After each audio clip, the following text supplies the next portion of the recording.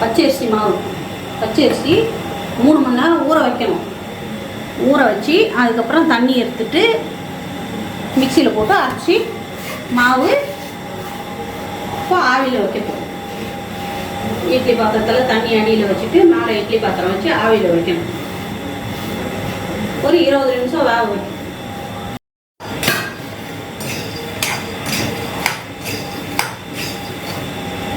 இது காஞ்ச வேர்க்கடலை நம்ம பூர்ணம் செய்யறதுக்காக வறுத்துக்கிட்டு இருக்கோம். இப்போ வறுத்து தோலை எடுக்கணும். தோலை எடுத்துட்டு அதுக்கப்புறம் வெல்லம் போட்டு மிக்சியில் அடிக்கணும்.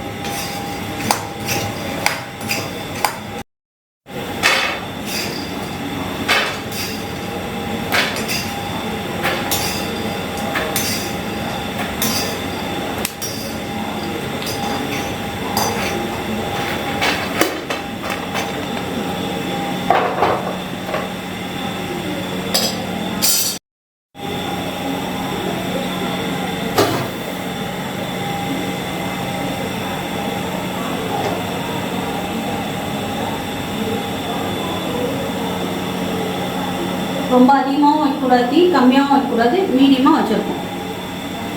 ஒரு 20 நிமிஷம் நல்லா வேகணும் மாவு.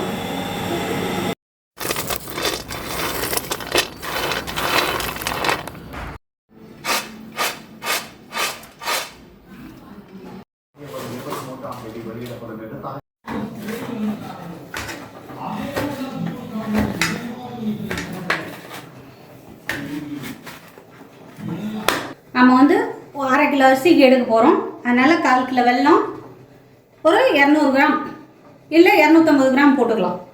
இது ஒரு 250 கிராம், வேர்க்கடலை ஒரு 250 கிராம். 1/2 கிலோவிலேருந்து பாதி கட் பண்ணியிருக்கேன்.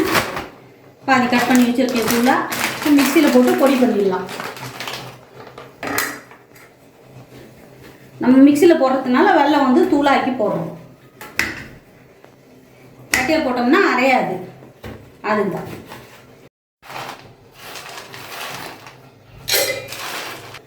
இது வந்து சுகர் இருக்கிறவங்களுக்கு சுகர் ஃப்ரீ போட்டு நான் ரெடி பண்ணுறேன் பூர்ணம். சுகர் ஃப்ரீ வந்து இந்த இது எடுத்துருக்கோம். 2 டீஸ்பூன் போட்டிருக்கேன் சுகர் ஃப்ரீ. 1/4 கிலோ போட்டிருக்கேன் வேர்க்கடலை. நம்ம இப்போ இதை பொடி பண்ணி எடுத்துக்கலாம். இது சுகர் ஃப்ரீயில் நம்ம பண்ணியிருக்க பூர்ணம். இப்போ அருமையாக அந்த எப்படி நம்ம வெல்லம் போட்டு பூர்ணம் பண்ணுவோமோ அதே மாதிரியே வந்துடுது பாருங்கள். இந்த பூர்ணம் ரெடி பண்ணி மாவு எப்பவும் போல் உப்பு போட்டு பிசைஞ்சிட்டோம்னா அந்த மாவில் பூர்ணம் வச்சு செய்யலாம். அருமையாக இருக்கும் கொழுக்கட்டை. நீங்களும் செஞ்சு பாருங்கள் சுகர் ஃப்ரீயில். இப்போ நம்ம வெல்லம் போட்டு பூர்ணம் ரெடி பண்ணிக்கலாம். வேர்க்கடலை பாருங்க, 1/4 கிலோ வெல்லம், 1/4 கிலோ வேர்க்கடலை வறுத்து தோல் உரிச்சிட்டு வச்சுருக்கோம்.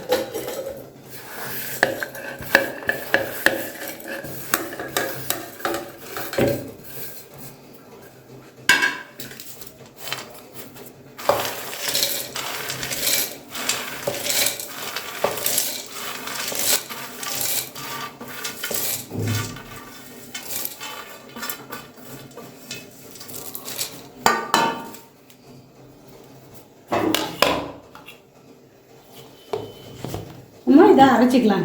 மிக்ஸி ரெடி ஆகிடுது. வெல்லம் போட்டு வேர்க்கடலை வறுத்து பூர்ணம் ரெடி பண்ணிட்டோம். இப்போ நம்ம அடுத்து மாவு ரெடி பண்ணிக்கலாம். இப்போ 20 நிமிஷம் வேக வச்சு எடுத்துருக்கோம். மாவு எடுக்க போகிறோம். அடுப்பு ஆஃப் பண்ணிட்டோம். இப்போ பாருங்க, கை இப்படி வச்சு பார்த்தீங்கன்னாவே தெரியும். ஒட்டலை பாருங்கள், மாவு நல்லா வெந்து போச்சு. இப்போ நம்ம எடுத்து ரெடி பண்ணிக்கலாம்.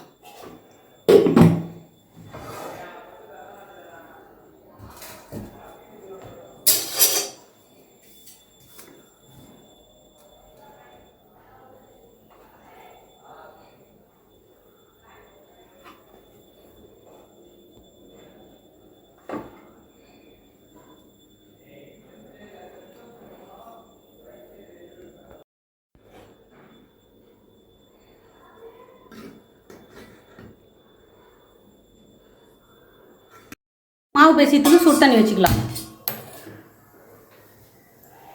ஒரு 5 நிமிஷம் தண்ணி சுட்டால் போதும். எடுத்து ஊற்றி பிசைஞ்சிடலாம்.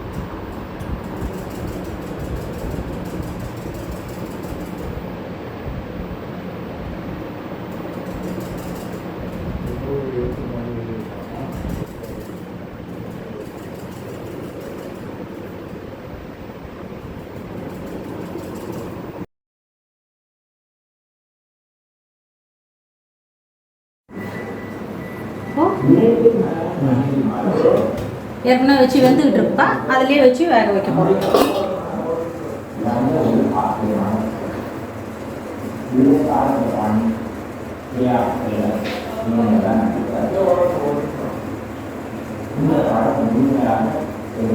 வச்சு ஒரு 20 நிமிஷம் வெந்துச்சுன்னா போதும், கொழுக்கட்டை ரெடி.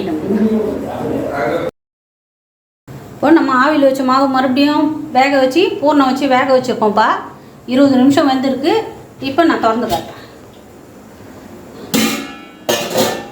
நல்லா வெந்து போச்சு பாருப்பா. நல்லா சாஃப்டாக கொழுக்கட்டை 20 நிமிஷம் வந்தது தான். அருமையாக கையில் ஒட்டவே இல்லை பாரு.